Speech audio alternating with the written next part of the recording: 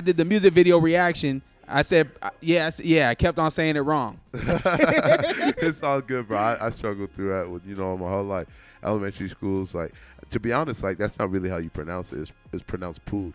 Pur. Pur. Do you roll the R? Yeah. Pur. Pur. Have the like Lake Taquero one do that. They're Mexican. Pur. Yeah, pur. Pur. Yeah, so, and people couldn't pronounce that, so I'm like, all right. My family was like, pur. It's pur. You know what I'm saying? Pur. Well, pur is a lot easier. Yeah, most certainly. Yeah, I agree. And who we got right here? 95? 95 Dan. 95 Dan. Yes, sir. And Pur. You guys just get down or what? Yes, sirski. How was that? It was good, man. Shout out to Kay. He's given us this opportunity for the second time, and he really know how to do this shit, man. It's on a, grander scale, so it's always love and just a genuine opportunity to just show what we've been doing, man. It's very thankful, you know what I'm saying? Are you guys Utah natives? Yeah, I am. He's not. Where you but from? I was born and raised. So I was born in South Dakota, but I moved here from Nebraska. And so I moved here about 15 years ago. So I grew up out here. I claim Salt Lake as like my hometown, you know what I'm saying? But I came here from Nebraska prior to that. South Dakota and then Nebraska, then here? Yeah, well, actually, the funny thing is South Dakota, Utah, Idaho, then Nebraska, then here. What, you in a military family or what? Why are you moving around so much? You on the run? So, my mama didn't like her man. Okay. So, it was just like, my mom got divorced a couple times, so that's what it was. It was just moving around with her. I had to be by my mama's side, but I moved out to Utah to live with my dad, so it was a flip in the script of my life, and I've been out here ever since because I see what we could do in the city, so I'm like, might as well, infiltrate it, like make sure that we do what we meant to do, you know what I'm saying, what we're destined for. So how did this happen? Are you guys like a duo or what? So like me and my brother 95 Dan, man, we first met in college, my freshman year in college, and we both graduated same class, so it was both our first year. And like ever since then, man, we just clicked, bro. Like we both got like the same objectives, like we both share the same passion to music, and like he was doing it before me, and like he brought it out of me. So for me, I'm like, man, it's just like ever since then, like right when I met him, I'm like, yeah, this is day one, you know what I'm saying? Like he gave me the day one vibes, I mean, now it's been 15 years. I mean, not 15 years, I lied. My apologies. It's been nine years, but right? Am I doing my? Yeah, 9 in the full. So yeah, I mean, ever since then, bro, we just been rocking with each other, bro, and I got love for my man. So it's gonna stay like that. Where the 95 Dan come from? What is that? Yeah, so basically I went through like 10 different rap names, and all of them were corny. What was the first one? It was just Dan, and then it was my real name was Daniel Pachula. Then it was. Hey, that's kind of fire. Yeah, it's I Italian. like the last name. I appreciate that, bro. But yeah, and then I started DJing, so it was DJ Mask for a while, and then I turned to Skywalker, and then it turned into 95 Dan, which is just my birth year, and that kind of just stuck. I fuck with it. So 95 Dan, I like that, man. Yes, sir. You so what inspired you to start rapping? Shit. I mean, I've always just been like a crazy fan of music, you know what I'm saying? Like even when I was little, like I'd always be jamming out, dancing, all that shit. Like my mom, for being a pretty standard white lady, was listening to some jiggy shit. Like she was putting me on Michael Jackson, Temptations, shit like that. And the funny thing is, she'd always be like harmonizing in the car, like singing along to it. So it just gave me like, I feel like I pull a lot of like melodies from that and the harmonizing and shit like that. I was in band in middle school, and I feel like my two main influences are Kanye and Travis, and they just like, they're creative to just such a high level that it's like, man, like if they can do that, like if I could do half of what they can do, I'll be happy with that shit. You know what I'm saying? Absolutely. And it's just an outlet. You know what I'm saying? This shit is therapy. And we both been going through a lot, especially the past year, dealing with a lot of loss and shit like that. And we just translate those negatives into a positive, and really just trying to put on for the city and just create some positive vibes for everybody that's listening. Yeah, I think a lot of people can relate to this last few years, right? It's been hard for a lot of people. Pur, how do you manage your mental health? How do you make sure you don't go crazy? Honestly, I take a look at where my mom came from, bro, like my family, and just like from South Sudan. It's just like dealing with what she had to deal with to come here, like walking a whole different country just to go to a refugee camp, and understanding like she sacrificed a lot.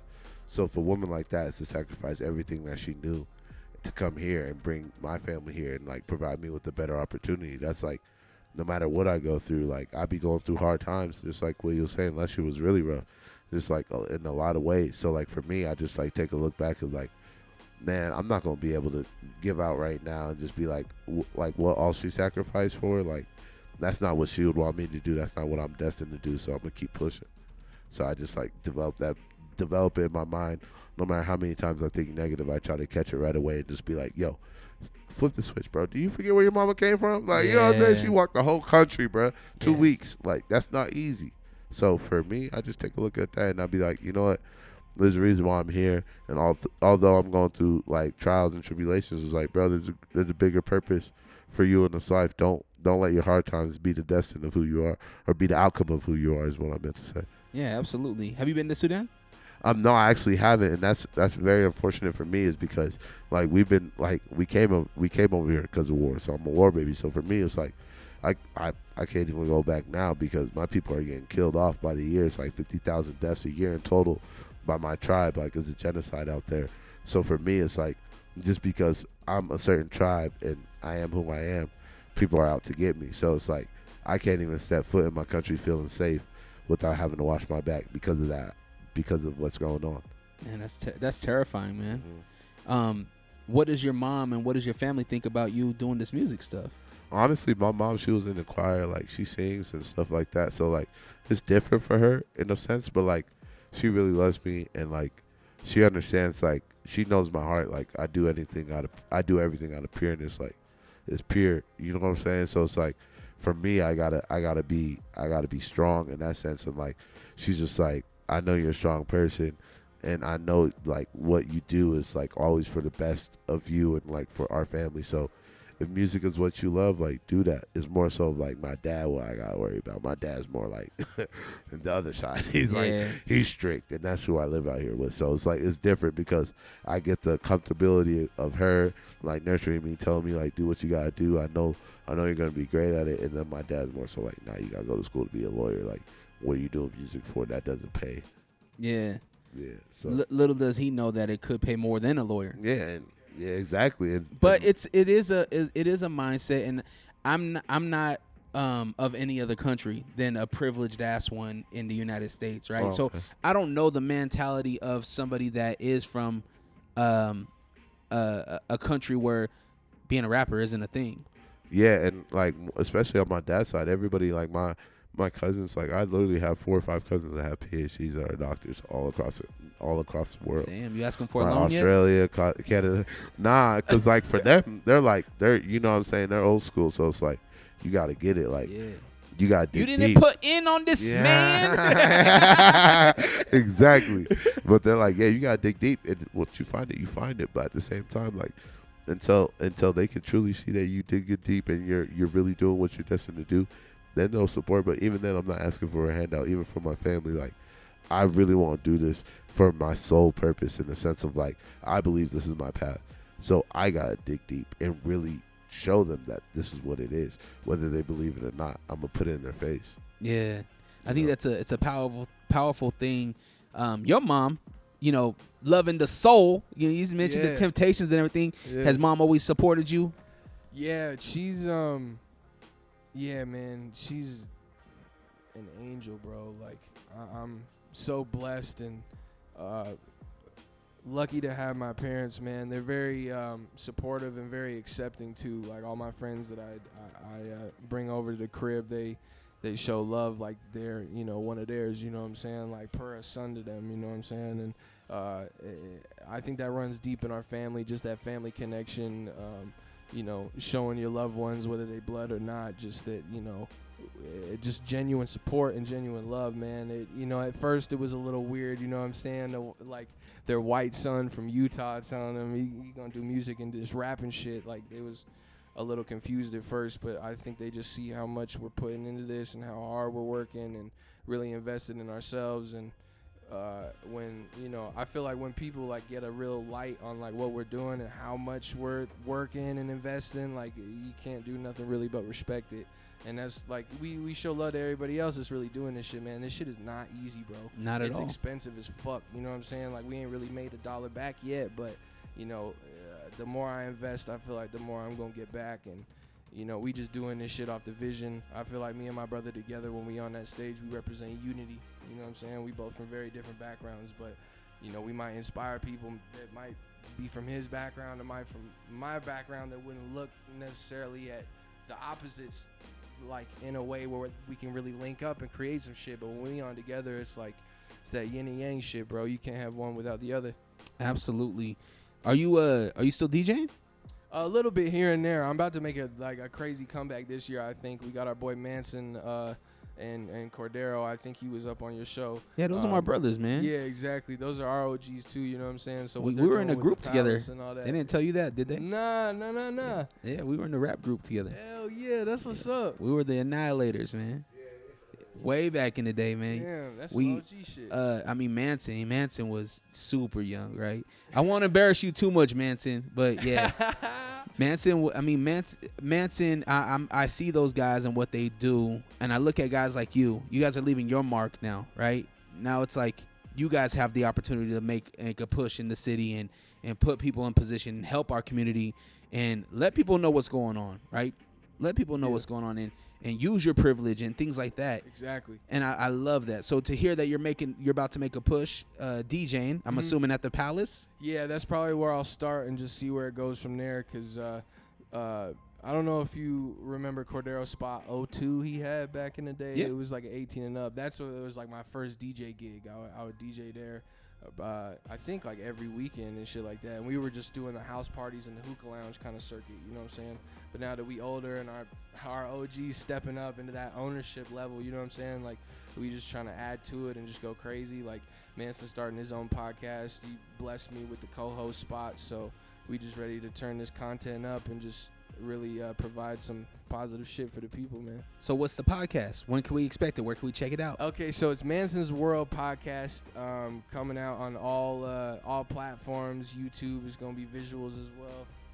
SoundCloud, yeah, Spotify, Tidal, all that shit. Apple Music. The first episode is actually gonna drop sometime this week. We're just finalizing it up. I think our producer just needs to get like one more account, and then we got it up and running. And we're gonna go crazy, have a whole Patreon, all that shit once we get the views up. So dope. So what do we expect when we tune into Manson's World? What do we expect? Oh man, shit. I mean, if you know Manson, you might have a little idea, but if you don't, he's quite the character, man. I feel like if he could have had a camera crew similar to like a Jersey Shore kind of situation, this motherfucker would already be one of the biggest entertainers in the world. Absolutely. Because he just has that vibe, man. He's just a crazy ass bro in the best way possible, you know what I mean? And he's just got so many goddamn stories. He already lived like 3 lifetimes worth of experience, you know what I'm saying? So we just kind of elaborating on that, and especially when we have like OGs, and we got to get you on there, you know what I'm saying? And just everybody that's really doing their thing, just get out there and preach, you know what I'm saying, what they did to get to a certain spot, or you know what I'm saying? Just preach that positivity and work ethic. You feel me? Dope. Well, what can we expect this year from you guys? What's the socials? What's the next show?